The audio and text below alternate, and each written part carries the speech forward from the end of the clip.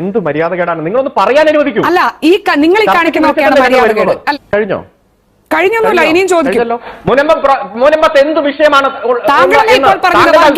നടക്കുന്നുണ്ടെന്ന് അടുത്ത ബെല്ലോടുകൂടി നാടകം ആരംഭിക്കുക. കുറഞ്ഞ പരസ്യത്തുകയുള്ള 2 പത്രം എന്ന നിലയിൽ മാത്രമാണ് ഈ ന്യൂനപക്ഷ സംഘടനകളുടെ 2 പത്രങ്ങൾ തെരഞ്ഞെടുത്തത് അല്ലെ? വേറൊരു ദുരുദ്ദേശം ഉണ്ടായിരുന്നില്ല. ഏറ്റവും കുറഞ്ഞ പരസ്യത്തുക ഉള്ള പത്രം എന്ന നിലയിൽ മാത്രമാണ്. ഉള്ളി വെച്ച് സംസാരിക്കണ ആകെ 4 പത്രങ്ങളിൽ ഈ പരസ്യം കൊടുത്തു.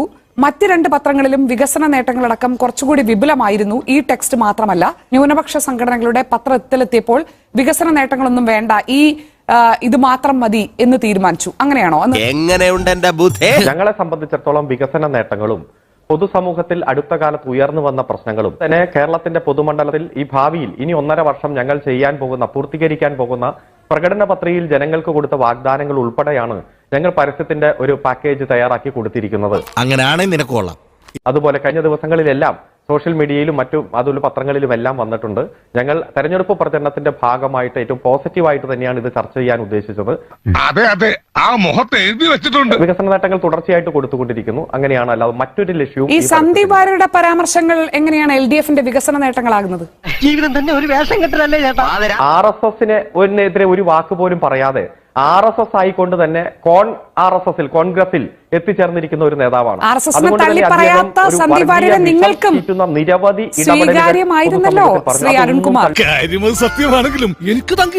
വിഷലിപ്തമായ പരാമർശങ്ങൾ അത് ഒന്ന് രാഷ്ട്രീയമായി ചർച്ച ചെയ്യാനാണെന്നാണല്ലോ താങ്കൾ ഇപ്പോൾ പറഞ്ഞത്. നേരത്തെ സന്ദീപ് വാര്യർ പറയുന്നുണ്ടായിരുന്നു കശ്മീരികളെ കൂട്ടക്കൊല നടത്തണം എന്നുള്ള പോസ്റ്റ് അദ്ദേഹത്തിൻ്റെതല്ല, അത് വ്യാജമാണ് എന്ന്. ഇത് സന്ദീപ് വാര്യരുടെ ഫേസ്ബുക്കിൽ നിന്ന് എടുത്തതാണോ LDF? ഈ വക കൂതറ കളി കളിക്കാൻ നിനക്കല്ലാതെ മറ്റാർക്കും സാധിക്കും. കിട്ടിയ വാർത്തകൾ അല്ലെങ്കിൽ പുറത്തു വന്ന അദ്ദേഹം മതസാഹോദര്യത്തിൽ അധിഷ്ഠിതമായ നമ്മുടെ രാഷ്ട്രത്തിന്റെ സാംസ്കാരിക പൈതൃകത്തെ തകർക്കാൻ നടത്തിയ പ്രചരണങ്ങളെല്ലാം അതാത് സമയത്ത് തന്നെ ഞങ്ങൾ കൃത്യമായിട്ട് തന്നെ ജനങ്ങളുടെ മുന്നിൽ അവതരിപ്പിച്ചിട്ടുണ്ട്. LDFന്റെ വികസന നേട്ടങ്ങളുടെ കൂട്ടത്തിലാണ് സന്ദീപ് വാര്യരുടെ കഴിഞ്ഞകാല വിഷമ വമിപ്പിക്കുന്ന പ്രസ്താവനകൾ എന്ന തലക്കെട്ടിൽ ഇതൊക്കെ ഉൾപ്പെടുത്തിയത്. എന്നിട്ട് ഈ കശ്മീരികളെ കൂട്ടക്കൊല നടത്തണം എന്നുള്ള കടുത്ത വർഗീയ വിദ്വേഷം പ്രചരിപ്പിക്കുന്ന പോസ്റ്റിനെതിരെ അന്നത്തെ LDF സർക്കാർ എന്ത് നടപടിയെടുത്തു? അതൊന്നും എനിക്കറിയാൻ മേല. ഇത്രയും കടുത്ത വിദ്വേഷ പ്രചാരണം നടത്തിയ സന്ദീപ് വാര്യർക്കെതിരെ എന്തുകൊണ്ടാണ് അദ്ദേഹം കോൺഗ്രസിലേക്ക് പോകുന്നത് വരെ നിങ്ങൾ ഒരു പ്രതിഷേധമോ നിയമ നടപടിയോ സ്വീകരിക്കാതിരുന്നത്? എന്തുകൊണ്ടാണ്? അങ്ങനെ നീ പറയരുത്. ചില മര്യാദകളൊക്കെ ഉണ്ട്. അതിശക്തമായിട്ടുള്ള പ്രതിഷേധം ഉയർത്തിയിട്ടുണ്ട്. അതുപോലെ തന്നെ ഗവൺമെന്റിന്റെ ശ്രദ്ധയിൽപ്പെടുത്തിയിട്ടുണ്ട്. സർക്കാർ ശ്രദ്ധിച്ചില്ലേ? സന്ദീപ് വാര്യർ സർക്കാർ ശ്രദ്ധിക്കാത്തതുകൊണ്ടാണ് ഇപ്പോൾ പഴയ പോസ്റ്റ് എടുത്ത് പത്രപരസ്യം കൊടുത്തത്. വേഷം കെട്ട് എന്റെ അടുത്ത് വേണ്ടാട്ടോ. നിങ്ങളാണ് കഴിഞ്ഞ 8 കൊല്ലമായി കേരളം ഭരിക്കുന്നതെങ്കിൽ നടപടിയെടുക്കാതിരുന്നാണ് തെറ്റ്. ഇത്രയും കടുത്ത വിദ്വേഷ പ്രചാരണം നടത്തിയിട്ട് എന്തുകൊണ്ട് നിങ്ങൾ നടപടിയെടുത്തില്ല? പരസ്യം കൊടുത്ത് കളിക്കാനുള്ളതാണോ ഇത്? ഇത്തരം വർഗീയ പരാമർശങ്ങളൊക്കെ വോട്ട് ചെയ്താൽ ഇങ്ങനെയൊക്കെ ഉണ്ടാവും. ഈ സമൂഹത്തിൽ വിദ്വേഷമുണ്ടാക്കുന്ന ഇടപെടൽ RSSന്റെ ഭാഗത്തുനിന്നും SDPIയുടെ ഭാഗത്തുനിന്നും അതുപോലെ ജമാഅത്തെ ഇസ്ലാമിയുടെ ഭാഗത്തുനിന്നും എല്ലാം വന്നപ്പോൾ വളരെ കൃത്യമായി ഞങ്ങൾ ജനങ്ങൾക്കിടയിൽ ക്യാമ്പയിൻ നടത്തിയിട്ടുണ്ട്. സ്വന്തം ഫേസ്ബുക്ക് പേജിലൂടെ ഇത്തരം വിദ്വേഷമുണ്ടാക്കിയ ആൾ ആ വിദ്വേഷമുണ്ടാക്കിയത് കൃത്യമായി അദ്ദേഹം പറഞ്ഞ കാര്യങ്ങൾ മാത്രം ഒരു പരസ്യത്തിന്റെ ഭാഗമായി വന്നാൽ അത് വലിയ തെറ്റ്. പറയുന്നതിൽ തെറ്റില്ല. അത് ഇങ്ങനെ ഫേസ്ബുക്കിൽ നന്ദി കാണിക്കുക.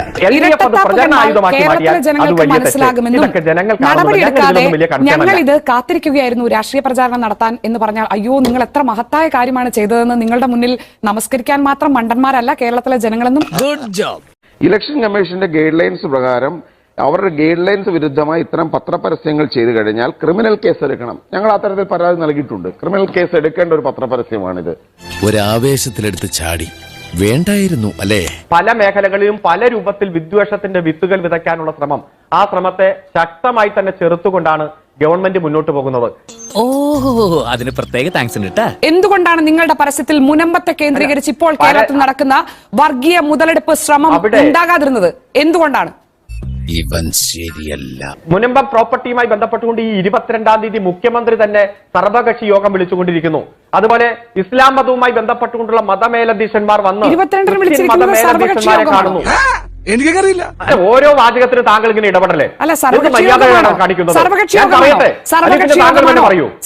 യോഗമാണോ? ഇവിടെ സർവകക്ഷി യോഗമാണോ ശ്രീ അരുൺകുമാർ? വക്കച്ചൻ ചേട്ടൻ ഇങ്ങനെ ചൂടാകേണ്ട യാതൊരു ആവശ്യമില്ല. ഉഫ്, എന്ത് മര്യാദകേടാണ്, നിങ്ങളൊന്ന് പറയാൻ അനുവദിക്കൂ. അല്ല നിങ്ങൾ ഈ കാണിക്കുന്നതൊക്കെയാണ് മര്യാദകേട് അല്ലേ? ഈ കാണിക്കുന്നതൊക്കെ മര്യാദയാണ്. കേരളത്തിൽ ഇങ്ങനെ മുനമ്പം പ്രശ്നത്തിന്റെ പേരിൽ കേരളം കത്തിക്കാൻ വർഗീയ വിഭജനത്തിന് ശ്രമം നടക്കുമ്പോൾ നിങ്ങളുടെ പരസ്യത്തിൽ അതില്ല.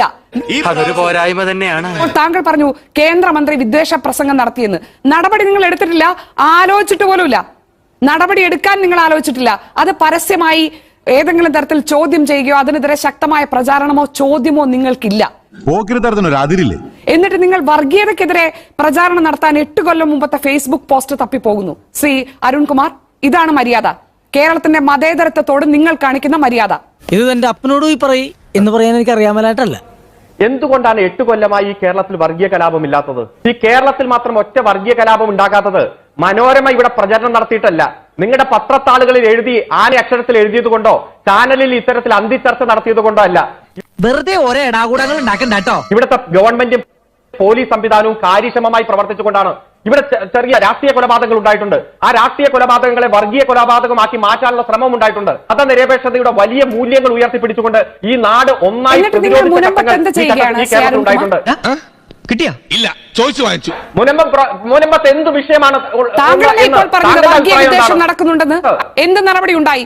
സർക്കാരും പോലീസും കൂടി ഇടപെട്ടത് കൊണ്ടാണ് കേരളത്തിലെ ജനങ്ങൾ മുഴുവൻ മതേതരത്വം നിലനിർത്തി ഇവിടെ വർഗീയ കലാപം ഉണ്ടാകാത്തതെന്ന് ശ്രീ അരുൺകുമാർ പറഞ്ഞല്ലോ. ഒരു കയ്യബദ്ധം നാറ്റുകരുത്. താങ്കൾ ഇപ്പോൾ പറഞ്ഞു വർഗീയ വിദ്വേഷ പ്രസ്താവന കേന്ദ്രമന്ത്രി നടത്തി. മുനമ്പത്ത് മറ്റു പലരും മുതലെടുപ്പിന് ശ്രമിക്കുന്നു. നിങ്ങൾ എന്ത് ചെയ്തു? എന്ത് നിയമ നടപടി എടുത്തു? ഒരു കേന്ദ്രമന്ത്രി വന്ന് പ്രസ്താവിച്ചാൽ അത് സംസ്ഥാന ഗവൺമെന്റ് അപ്പൊ തന്നെ ഒരു കേസെടുക്കണം. അത് മനോരമയ്ക്ക് കുറച്ചു ദിവസം ചർച്ച ചെയ്യാം. ഈ കേന്ദ്രത്തിനെതിരെ സംസ്ഥാനം നീങ്ങിയെന്ന് വരുത്താം. ഇപ്പോൾ കിട്ടിക്കൊണ്ടിരിക്കുന്ന വലിയ രൂപത്തിലുള്ള കേരളത്തിനെതിരായിട്ടുള്ള ഉപരോധം ശക്തിപ്പെടുത്താം. അയ്യോ, അവന് കിട്ടിയതൊന്നും പോരാ. വയനാട് ഉരുൾപൊട്ടൽ ഉണ്ടായിട്ടും 108 ദിവസമായി നയാ പൈസ തരാത്ത സാഹചര്യം ഇനിയും ആവർത്തിക്കാം. ഇതൊക്കെ നിങ്ങളുടെ ആഗ്രഹമാണ്.